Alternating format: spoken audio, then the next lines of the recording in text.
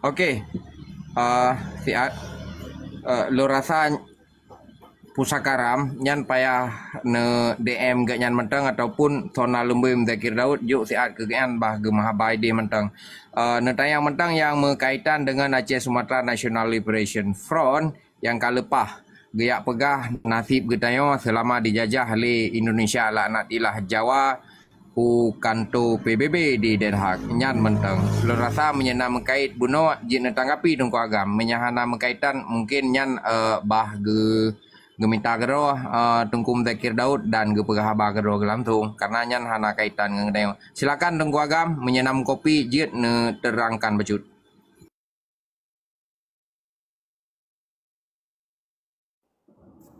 Kenyam apa mentang bahasa Melayu pun kaji bahasa Aceh. Lebih hegat bahasa Melayu bang karena imiup na tiro dua waknyan mentang yang rakan getayo dari luar yang hana umpum bahasa Aceh. Gak bang. Karena kan ada yang sifatnya pertanyaan personal. Jadi pertanyaan posakaram supaya jangan bingung pegang aja konstitusi negara Aceh, sistem perjuangan Aceh minimal dengan sumpah Aceh Merdeka. Bagaimana Anda bersumpah ya jalankan aja sumpah Anda. Karena bukan bersumpah dengan pribadi seseorang, bukan dengan saya atau Ceki atau siapapun. Kan simple. Seperti TNI Indonesia, dia bersumpah sumpah prajurit, sumpah prajurit, sabda marga, cinta NKRI harga mati dia jalankan kan. Sekalipun mati nggak masalah dia karena memang itu maunya, itu sukanya. Simpel-simpel aja di dalam Aceh juga begitu. Tidak ada yang membedakan para pejuang, baik petinggi ataupun masyarakat biasa, baik panglima maupun prajurit. Karena kita semua bersandar kepada hukum. Kalau tentara sifatnya desersi. Desersi itu sudah melanggar hukum tentara. Belajar apa makna desersi. Jadi ketika tentara Aceh sudah desersi, apa hukumannya? Jangan tanya ke saya, tanya kepada hukumnya. Jadi nanti kalau saya ngomong kan tegas, seakan-akan wah ini keluar dari mulut saya karena saya selalu menceritakan dasar hukum. Sehingga ketika kita bawa mobil, bawa kereta, bawa apapun, bawa motor, bawa ini, bawa itu kan nggak mungkin. Di Asia kita sebelah kanan, kalau di Eropa ya sebelah kanan. Kalau kita bawa sebelah kanan ya tabrak orang. Ada rule of law-nya, rule of law. Ada aturannya, ada hukumnya. Sorry. Kadang kita masuk bahasa Inggris. Jadi begitu Adinda Poskar ya. Jadi jangan bingung-bingung. Udah tahu rumah orang ya jangan ke rumah orang, balik ke rumah sendiri. Udah tahu masjid ya ke masjid, jangan ke gereja. Gitu kan bahasa singkatnya. Betul, Bang Fadlul. Karena kayaknya kalian cik tukar-tukar pikiran dengan beliau. Jadi nak cik apakah beliaunya mungkin agak menyimpang macun. Kamu kan sebagai orang di daerah kan boleh cik apa kan RTG. Karena hanya kamu tanya langsung Pak Fadlul. Karena pernah lu tanya lu pegah juga atuk. Jadi kepegah kan. Jadi kalau kamu kan ketika masuk ke room beliau, statement dengan beliau, jadi tanya yang netral mantong lah tamari. Dan lempegah juga, dan orang Tengku Fadlul, dan adalah orang kampung na bede je dari Medan, kuno wilayah lu dapat tuan, dan orang Pak Said, orang Bapak Ado maaf, beak cerita kaya tino, beak cerita teknis mah, hanya hanagot, nolak kemah beraya. Beak cerita long puak kapai, long muprang, long nyonya be. Takkan yang kita cerita hari ini bagaimana meyakinkan perjuangan untuk sebuah tujuan supaya Aceh bebas dari cengkerama penjajah. Titik. Maka ji kamu untuk baik salah tanya berkomunikasi. Ketika tanya salah komunikasi, apa yang kita jalankan kan buyar. Bisa saja tanya jadi korban. Kamu baik sempat ji kamu dikorbankan. Lengannya anji itu kubat lo. Sorry Adinda, saya langsung jawab. Di sini bukan untuk membuat satu keputusan. TikTok ini media umum yang tidak ada keputusan apapun. Hanya sebatas meyakinkan perjuangan Aceh adalah Aceh, Aceh bukan Indonesia. Papua adalah Papua, Papua bukan Indonesia. Maluku adalah Maluku, Maluku bukan Papua. Maluku bukan Indonesia. Riau adalah Riau, Melayu adalah Melayu, bukan Indonesia. Jadi jangan ada kalimat naik ke TikTok untuk mendapatkan keputusan. No way, man. Nya Hanan, tunggu. Lakema. Tungku pusakaram perkaranya mungkin roneh ne verifikasi dengan orang yang bersangkutan menteng. Okey. Jicit karena bide mana atau ne DM loan ralikot ne paparkan apa yang statement kepaparkan di MD dan insyaallah loan akan klarifikasi itu. Lembantu roneh supaya baik je ke korban karena lagi agak dengar apa nah hon-hon lain leh dingui anggota di lapangan abih peng-peng jip kupi rata thago alehnya je ke korban nyan ASLF hana pebena tata menan hana metim bangsa kamu dipengut le urang yang pegat-pegat propaganda BB harapan kosong yang kamu hametim menan. Makanya kamu live langsung dari kantor UN yo, kantor PBB di New York Tungku Fajri yang memang hana penget-pengetnya langsung secara real dan narakan tayo lom tirotru John Nanari dan nalom tirotru nyempat di miup narasumber getayo Al Mukarram Tengku Fadlun Musa selaku duta ambasador terpercaya oleh almarhum Tengku Hasan Muhammad Ditiro sebagai deklarator Gerakan Aceh Merdeka ke Tengku Fadlun untuk jid ke duta luar biasa yang dipercaya lewali untuk jak nangroa yang perle. Jadi di bawah ada yang dari Papua ya, ada 2 orang, satu Timor Leste tadi ya. Lagi nyari orangnya tapi nggak dapat di list. Saudaraku dari Papua, dari Maluku dan dari RMS kalau mau naik silakan di request ya, bisa langsung naik ya. Oke, Rizky Kama, silakan Rizky Kama.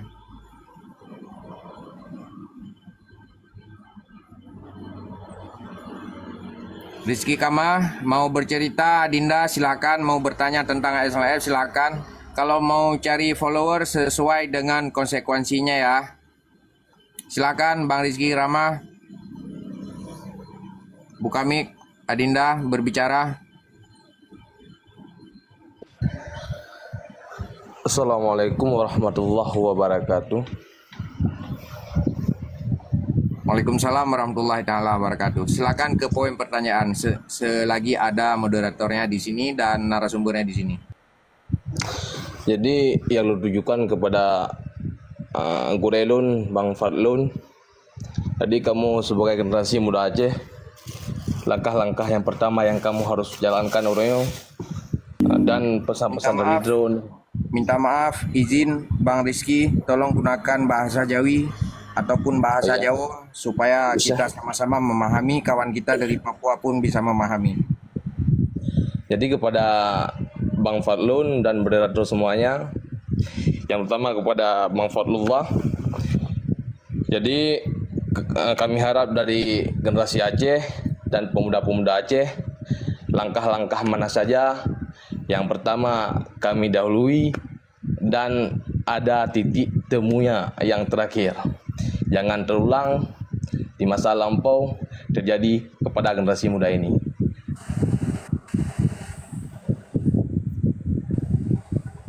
Nah, itu saja. Sekian Bang Fadlun. Mohon jawaban dari Bang Fadlun. Sebentar Bang, ada original Mountain di sini. Selamat sore waktu Indonesia bagian Barat. Apa kabar?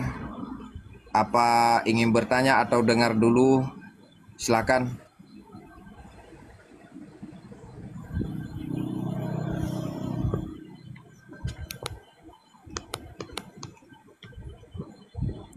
Waalaikumsalam. Maaf. Original suaranya kecil, bisa dikeraskan sedikit.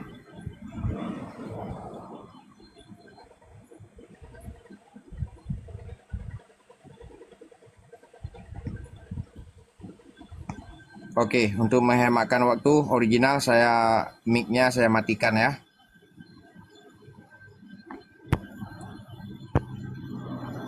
Oke, God.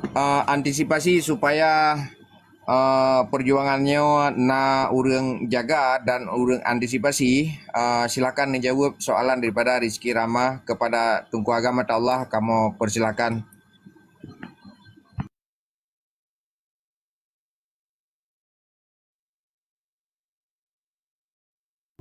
Oh maaf doh, hanalun dengarnya. Putra Ci ulang lagi. Boleh enggak diulang lagi apa pertanyaannya?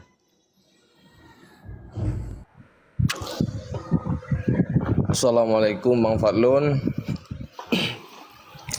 Jadi kami dari generasi muda Aceh ingin melanjutkan perjuangan yang pernah orang tua kami jalankan, dan kami hari ini ingin melanjutkan perjuangan yang berhasil. Jangan berbuntu di tengah jalan. Jadi pengalaman-pengalaman orang tua kami dan semuanya menjadi pelajaran buat kami semuanya, generasi muda Aceh. Jadi pada hari ini saya ingin mencari solusi sama Bang Fadlun bagaimana tahap-tahap dan langkah-langkah kami pemuda Aceh untuk melanjutkan perjuangan Aceh merdeka, supaya kita Aceh bisa tegak berdiri sendiri tanpa ada yang ngatur dari pihak-pihak yang lain. Kita bumi yang kaya dan wajib untuk merdeka. Sekian, terima kasih Bang Fadlun. Alhamdulillah baik Adinda. Mudah-mudahan Adinda apalagi sudah bersaksi bahwa Adinda generasi penerus daripada orang tua yang telah berkorban. Rusa, berapa kan ini? Oke. Jadi Adinda adalah salah satu generasi muda Aceh yang telah berjuang, apalagi orang tua Adinda yang telah menjadi pejuang Aceh sekalipun belum berhasil. Jadi kekecewaan seseorang itu bukan kekecewaan dari niatnya, tapi dari kenyataan apa yang terjadi pada saat ini. Karena setiap perjuangan pasti ada pengorbanan, maka beda pejuang dengan pecundang. Ini izinkan saya untuk menjelaskan dulu apa yang disebut perjuangan atau pejuang. Perjuangan adalah pengorbanan jiwa raga sekalipun darah dan nyawa demi sebuah tuntutan dan perintah Allah di dalam sebuah keyakinan. Artinya perintah agama, perintah Allah. Tapi kalau pecundang, dia memanfaatkan perjuangan demi kepentingan materinya yang disebut dengan watak opportunis atau disebut pragmatis. Tidak berlandaskan jiwa-jiwa idealis. Nah, ini mesti dipahami oleh generasi muda yang akan datang. Harapan para pejuang semua ingin merdeka. Harapan para pejuang semua ingin bebas dari cengkerama penjajah bangsa belah di laut, artinya bangsa luar, bangsa asing. Tetapi apabila kehendak dan cita-cita itu belum tercapai, bukan berarti kita diam, bukan berarti kita berhenti di dalam meneruskan cita-cita orang tua kita, nenek indatu kita, dan seterusnya. Nah, ini siapapun, seperti kita berusaha untuk mendapatkan penghasilan dalam kehidupan kita sebagai makhluk sosial. Kita misalnya bercocok tanam. Ketika cocok tanam kita setelah kita berusaha sampai 3 bulan, ternyata tidak ada hasil yang memuaskan. Apakah kita berhenti menjadi manusia untuk memperpanjang hidup kita? Kan tidak. Maka perjuangan itu tidak akan pernah berhenti sekalipun Aceh sudah merdeka. Tetap masih berjuang. Pertama, ketika sudah merdeka, kita mempertahankan kemerdekaan kita. Kedua, mengisi kemerdekaan itu dengan nilai-nilai kearifan lokal kita untuk mendapatkan kesejahteraan dan kebahagiaan kita di dunia untuk mencapai amar ma'ruf nahi mungkar, untuk menuju ke surga dengan membuat investasi kita. Investasi artinya modal dasar untuk mendapatkan surga kelak di kemudian hari di dalam surga apabila kita melaksanakan perintah Allah dan meninggalkan larangannya.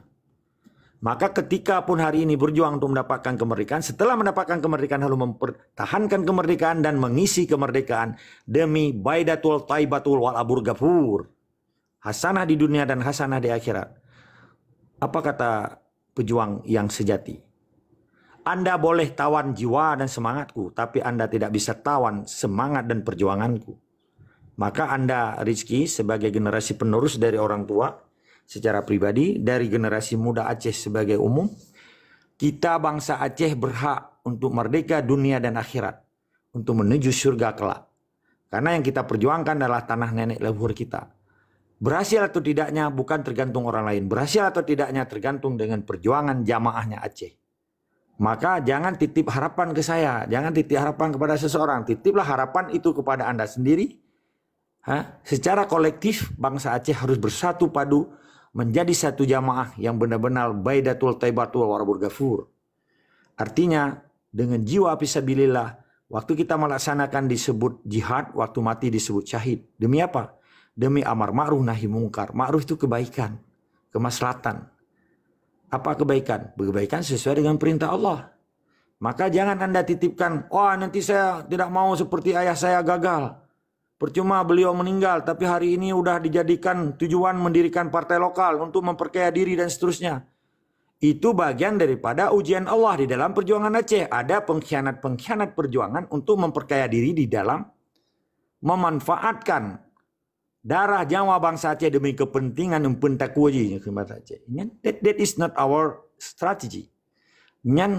Itu bukan bagian daripada tujuan the common goal of Aceh people. How to fight. Itu bukan tujuan bersama, tapi tujuan individual, oknum. Yang telah mencemari, yang telah mengkhianati, yang telah mengotori nilai-nilai perjuangan demi kepentingan sebahagian manusia kanibal. Kanibal mufhum kan? Manusia piap darah bangsa Aceh. Orangnya gabung ke pangkat Jawa. Karena yang dianggap perjuangan Aceh adalah bagian daripada opportunist. Harapan saya kepada Adinda Rizky, baik kepada generasi muda Aceh, kebenaran yang kita tegakkan di Aceh adalah kebenaran yang hakiki. Perintah Allah dan tidak melanggar hukum Allah dan tidak melanggar hukum internasional. Berbagai macam cara bisa kita gunakan. Karena kita memperjuangkan tanah nenek leluhur kita. Begitu juga orang Papua, begitu juga orang-orang bangsa lain, Maluku dan seterusnya.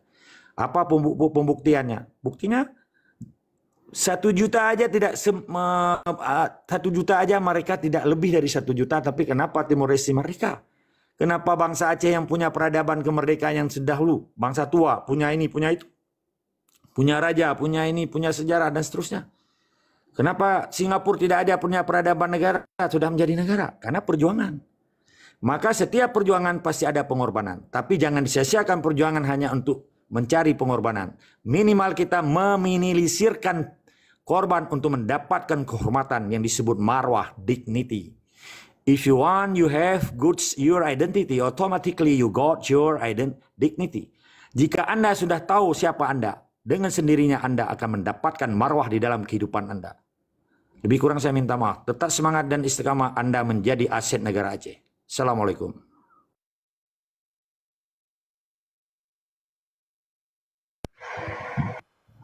Baik, terima kasih ke Tengku Agam, terima kasih ke Tengku Agam. Jadi lebih agak tangui bahasa Jawi kena tahu bahasa Jawa, bahasa kita lapan, bahasa Masailai, supaya 50 juta penduduk Melayu yang pernah membaca kitab tulisan Jawi paham bahasanya ya, sampai ke Papua sana ya. Oke, minta maaf saudara-saudaraku kalau ada bahasa-bahasa lokal tanpa bahasa Jawi. Sekarang mungkin Anda bisa memahami. Mr. Boss, silakan. Ada yang mau diucapkan kepada ASNLF? Silakan Mr. Boss. Waktu dan tempat kami persilahkan. Ada yang ingin bertanya, narasumber hari ini adalah Tengku Agam. Kalau bisa kita menggunakan bahasa Jawi. Terima kasih Mr. Boss. Oke, Assalamualaikum warahmatullahi wabarakatuh. Alhamdulillah, terima kasih kepada Tengku Bio dan kepada rakan-rakan yang lain, juga termasuk kepada Tengku Agam. Di sini saya bukan nak pertanyakan kepada SLF, yang ingin saya tanyakan kepada bangsa Aceh. Yang sebenarnya saya hari ini bukan putus asa, tapi saya hari ini penuh dengan pertanyaan di dalam kepala saya yang belum terjawab. Apa sebenarnya maunya bangsa Aceh? Yang saya tahu, di luar negara ini, di luar negara Aceh, yang bangsa-bangsa Aceh yang ada di Eropah ataupun di Malaysia sudah berupaya untuk memperkenalkan bentuk-bentuk perjuangan kemerdekaan, juga memperkenalkan sosok-sosok pemimpin kepada bangsa Aceh yang ada di dalam. Tapi sampai hari ini tidak ada seorang pun sosok pemimpin yang diterima oleh bangsa Aceh, dan tidak ada satupun bentuk perjuangan yang diterima oleh bangsa Aceh. Jadi saya rasa orang di luar negara, orang Aceh di luar negara ini sudah berusaha keras untuk membentuk perjuangan dan menawarkan kepada bangsa Aceh, dan bangsa Aceh sampai hari ini belum dapat menerima dengan sepenuhnya. Jadi saya rasa tidak perlu banyak saya bercerita, itu sajalah yang ingin saya pertanyakan kepada Tengku Fadlun, mungkin dia lebih faham karena sudah lama. Dan satu lagi, mengapa setiap ada pengkhianatan di dalam perjuangan Aceh Merdeka, si pengkhianat itu tidak terhukum? Karena dulu saya pernah mendengar akan ada satu peluru kepada si pengkhianat, tapi itu tidak terjadi. Apa sebenarnya bentuk perjuangan bangsa Aceh ini sehingga tidak berani menghukum pengkhianat dan sampai sekarang tidak dapat menerima bentuk perjuangan yang ditawarkan oleh pemimpin-pemimpin yang baru setelah Tengku Hasan Ditiro, dan mengapa mereka masih lagi mengungkit bahwasanya Tengku Hasan Muhammad Ditiro adalah seorang pemimpin yang tidak dapat dilawan oleh pemimpin-pemimpin yang lain. Itu saja pertanyaan saya kepada Tengku Agam. Kalau boleh dijelaskan, saya ingin sangat tahu bagaimana caranya untuk meyakinkan bangsa Aceh bahwa pemimpin itu memang ramai, tapi dia akan terpilih nanti satu yang memimpin sebagai kepala negara. Terima kasih, itu saja yang ingin saya pertanyakan kepada Tengku Bio. Saya serahkan mic untuk diserahkan kepada Tengku Agam. Saya ucapkan dengan wabillahi taufiq wal hidayah. Wassalamualaikum warahmatullahi wabarakatuh. Syukur, alhamdulillah, subhanallah kepada Mr. Boss, saudaraku yang telah menceritakan keluh kesah yang beliau terima dalam menegakkan amar ma'ruf nahi mungkar dalam bentuk sebuah organisasi pembebasan. Mungkin yang beliau tanyakan ini lebih mengarah kepada tantangan perjuangan ataupun kesabaran daripada patriot liberation itu sendiri, dan kesabaran itu ada pada kita. Okey, sebelum Abang Agam menjawab, maka kita perkenalkan dulu. Di atas ada Chailey daripada Timor Leste. Beliau ada di Papua sekarang. Okey, selamat sore saudaraku. Nanti kami akan setelah Tengku Fadlun Musa memberikan sedikit jawaban kepada Mr. Boss. Nanti Chailey bisa langsung dengan Tengku Agam Ataullah secara dialog dalam 10 menit. Silakan Tengku Agam, dijawab yang ditanya sama Mr. Boss. Alhamdulillah baik. Selamat juga kepada Bapak Mr. Chalia dari Timor Leste. Tetap senang dan bahagia sekalipun. Saya dari Papua, tanah Papua, anak asli Papua Barat, bangsa Papua Barat. Oke, selamat datang, Bung. One soul, one people, Bung. Amin. Oke, thank you. Jadi, Mr. Boss, apa maunya orang Aceh? Maunya orang Aceh ya jangan ada penjajahan. Per detik ini keluar Indonesia hari ini kita udah selesai, nggak ada masalah kan? Masalahnya kan semuanya berakar daripada penjajahan. Maka timbullah banyaknya piksi-paksi dan hun-hun yang ada hari ini. Ya, kalau hari ini keluar Indonesia di Aceh, hari ini kita bersatu seperti kita jamaah di masjid. Selesai. Apa maunya orang Aceh? Merdeka. Apa maunya orang Aceh? Tidak akan merdeka apabila ada penjajah. Ya keluar penjajah. Selesai. Nggak ada masalah. Siapapun yang menjadi pemimpin di Aceh tidak ada masalah selama pemimpin itu jujur, yang disebut dengan sidik, tablik, fatanah, amanah, selesai. Simple jawabannya. Siapa mau jadi pemimpin, siapapun, yang penting dia menjalankan hukum negara Aceh dan tunduk di bawah hukum negara Aceh. Selesai, Mr. Boss. So singkat kan? Nah, itu saja. Maunya orang Aceh mau merdeka. Jangan ada penjajah. Cara merdeka ya keluar Indonesia. Titik. Assalamualaikum. Ya, Waalaikumsalam. Mr. Boss, apa Mr. Boss sudah berpuas hati atas jawaban yang diberikan oleh agama Allah? Saya belum berpuas hati. Jadi pertanyaan saya sebenarnya bukan, saya tahu memang Aceh itu dia mau merdeka. Yang jadi pertanyaan saya, kita daripada luar negara selalu menawarkan bermacam-macam bentuk perjuangan kepada bangsa Aceh. Jadi setelah MOU Helsinki itu, ada hadir beberapa bentuk perjuangan yang ditawarkan oleh bangsa Aceh, termasuk yang pertama itu kalau tak silap saya KPAMD, Komite Pengalihan Aceh Merdeka Demokratik. Kemudian lahirlah GIAS, Government Independent Aceh Sumatera. Dan kemudian ASLF, dan kemudian TAM, dan kemudian ada lagi Yusra Habib Abdul Ghani ataupun PNAD. Jadi semua bentuk perjuangan kita telah tawarkan kepada bangsa Aceh, termasuk juga siapa pemimpinnya. Tapi sampai pada hari ini, satu bentuk perjuangan pun tidak dapat diterima oleh bangsa Aceh. Satu bentuk perjuangan pun tidak dapat diterima. Jadi yang jadi pertanyaan saya, kenapa bangsa Aceh sekarang berpikiran sebegitu? Sehingga apa yang kita tawarkan untuk menjalankan kemerdekaan, orang Aceh itu sendiri menolak. Nah, sedangkan upaya kita di luar negara, saya ingat itu Tengku Faklun, saya ingin sedikit penjelasan yang bahwasanya Tengku Faklun harus mengerti, bukan saya nak tahu apa keinginan bangsa Aceh sebenarnya, tapi apa penyebabnya sehingga sampai hari ini bangsa Aceh sendiri tidak dapat menerima apapun bentuk perjuangan yang ada di luar negara yang kita tengah lakukan sekarang. Begitu Tengku Agam, terima kasih.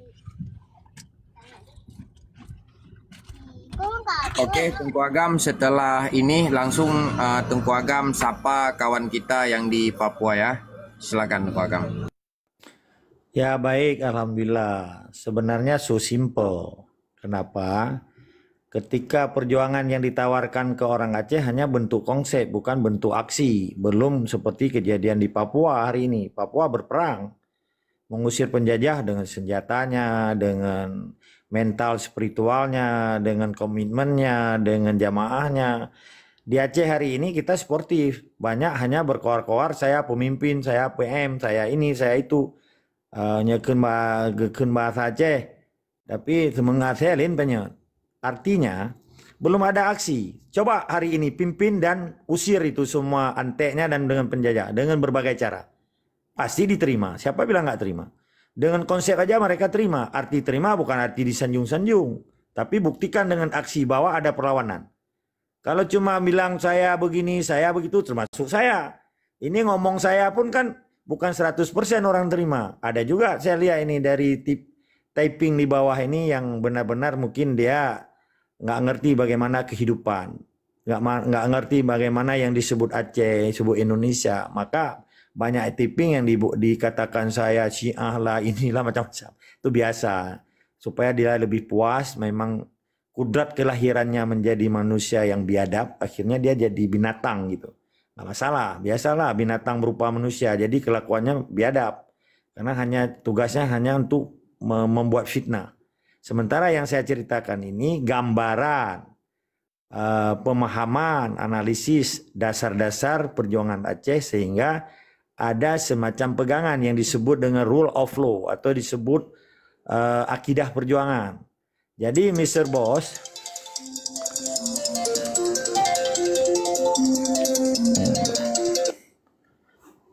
Sorry, ada telepon. Jadi Mr. Bos, semua perjuangan untuk orang Aceh semua diterima. Yang penting jangan cuma cakap tak serupa bikin, tapi harus ada aksi. Termasuk saya. Saya kan pada saat saya ngomong kan belum bisa dibuktikan dengan aksinya kan. Ini kan hanya memberi pemahaman pendidikan edukasi kepada orang Aceh, orang Papua, kepada Indonesia sekalipun. Sekalipun hari ini, sebuah perjuangan Palestina misalnya, apa bedanya? Penjajah Yahudi Israel di Palestina, apa bedanya penjajah Yahudi Indonesia di Aceh? Nggak ada, malah lebih kejam Indonesia kan. Nah, artinya mereka setelah membunuh malah gentleman diakui, saya bunuh orang Aceh. Mana ada orang Aceh yang melawan? Buktinya Jokowi dia mengakui dia bunuh orang Aceh oleh rejim sebelumnya. Tapi hari ini kan tidak dibawa ke badan judisial. Harus diselesaikan secara non-judisial. Apakah pernah ulama atau tungku tokoh-tokoh Aceh melawan itu? Kenapa diam? Itu kan gentleman sekali Jokowi. Sekalipun dia melanggar undang-undang. Karena setelah dinyatakan dia mengakui ada dia bunuh orang Aceh, tetapi jangan dibawa ke hukum. Itu melanggar dalam pasal 27 Undang-Undang Dasar 45. Karena Indonesia berdasarkan negara hukum. Kenapa setelah ada pelanggaran HAM berat pembunuhan yang disebut dengan crime against humanity, tetapi tidak diselesaikan di jalur hukum? Ini setelah pernyataan mengakui ada kebiadaban, pembunuhan, perampokan, penjarahan, tetapi tidak dibawa ke jalur hukum. Berarti dia sebagai seorang presiden yang tidak menjalankan tata kelola hukum. Apakah pernah dipersoalkan oleh para intelektual ataupun pejuang-pejuang Aceh? Coba introspeksi dulu. Jadi Mr. Bos kalau ngomong harus ada fakta, data. Bukan tidak diterima. Masalahnya sekarang banyak wacana, pembentukan opini. Buktikan seperti orang Papua. Sekalipun tidak pakai baju, hanya pakai koteka, tapi mereka berperang. Jangan gara-gara 5 orang pengkhianat di Helsinki akhirnya tidak terjadi perlawanan di Aceh. Jangan. Sorry ya. Saya minta maaf, ini hanya menjelaskan, bukan menyudutkan ya. Ini fakta dan data yang terjadi di Aceh. Maka kalau mau jadi pemimpin, buktikan dengan aksi Anda. Supaya diterima oleh bangsa Aceh. Jangan cuma cakap istilahnya. Jangan cuma bicara. Saya juga sedang bicara, tapi belum dibuktikan dengan aksi kan. Semua orang kan kepingin aksi. Seperti kita bercocok tanam di sawah. Apa artinya setelah dapat padi tidak direbus beras menjadi nasi? Jadi artinya perlu pembuktian. Maka perlu evaluasi, introspeksi, dan konsolidasi untuk menuju aksi. Lebih kurang saya minta maaf. Oke, kembali ke Bung Celi dari Papua. Selamat datang di grup Aceh. Mudah-mudahan Anda benar-benar one soul, one people. Kami orang Aceh, kami bangsa Aceh, kami pejuang Aceh. Tetap bersatu padu untuk membela kepentingan tanah nenek luhur bangsa Papua. Begitu juga nenek luhur bangsa Maluku. Begitu juga perjuangan tanah nenek Endatu bangsa Aceh. Sekali lagi kami mengucapkan congratulations. Artinya selamat untuk berjuang demi tanah nenek moyang Anda. Itu hak Anda. Itu hak yang dilindungi oleh agama Anda. Yang dilindungi oleh hukum internasional. Selamat datang Mr. Cali.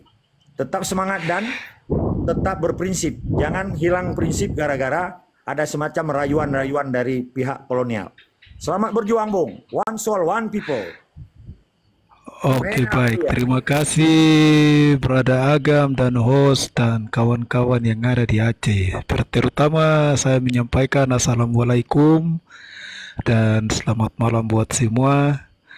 Tetap kita bersatu dan menyuarakan suara kebenaran sampai Tuhan campur tangan.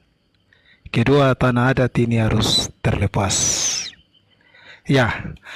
Terima kasih sudah berikan waktu dan kesempatan, dan apa yang dialami oleh bangsa Aceh, kami di tanah Papua juga mengalami hal seperti begitu. Jadi sebelumnya saya tanggapi jawaban pertanyaan tadi dari Mr. Bos ya, yang mengenai pengkhianat. Bukan di Aceh saja seperti begitu, tapi kami di Papua juga mengalami hal-hal seperti begitu juga. Ada beberapa tokoh-tokoh OPM yang sempat lari ke luar negeri dan pulang kembali ke penjajah dan mengaku dan menyangkal perjuangan suci dan sejarah yang benar. Ya, seperti almarhum Nicholas Meset dan Yo dan lain-lain. Pengkhianat ini, pertanyaan kenapa tidak dieksekusi mereka sesuai dengan ini? Ingat mereka dilindungi oleh negara penjajah ini. Jadi tidak gampang dan tidak mudah untuk dieksekusi mereka. Begitu. Mereka dilindungi demi uang dan kepentingan dan perut mereka. Mencari sensasi. Mereka belajar bagaimana untuk memutarbalik fakta yang sedang terjadi. Nah, sama hal itu juga terjadi di Aceh dan juga di Papua juga seperti begini. Tapi saya mau ingatkan ke teman-teman semua di Aceh, kesatuan dan persatuan dari bangsa Aceh dan bangsa Papua Barat itu sangat penting. Yang kedua, kesadaran diri. Tanya ke pribadi masing-masing, kenapa saya jadi orang Aceh? Kenapa saya jadi orang Maluku? Kenapa saya jadi orang asli Papua? Itu pertanyaan ini harus kita tanya kepada pribadi kita. Yang berikut, pertanyaan kepada Tuhan lagi. Tanya Tuhan atau tanya Allah itu. Kenapa dia tempatkan leluhur saya di tanah Aceh dan di tanah Papua dan tanah Maluku? Pertanyaan begini harus kita tanya dan jawaban ada pada diri kita sendiri. Jadi saya mau pesan, jangan kita minder ya, jangan kita gugup terus, kita bosan, kita bingung, bimbang di tengah jalan terus ini kita berjuang tapi tidak ada hasil. Ingat, bukan langkah awal yang menentukan kemerdekaan tapi langkah akhir. Ingat itu baik-baik. Langkah akhir yang menentukan. Intinya kunci saya sudah bilang, kesatuan dan persatuan. Itu yang pertama, dan kunci kedua adalah kesadaran diri. Begitu. Jangan kita lihat dari setiap strategi pembangunan yang dibawa oleh penjajah, sebab setiap pembangunan yang dia bawa yang didatangkan oleh penjajah itu, di situ ada pembunuhan.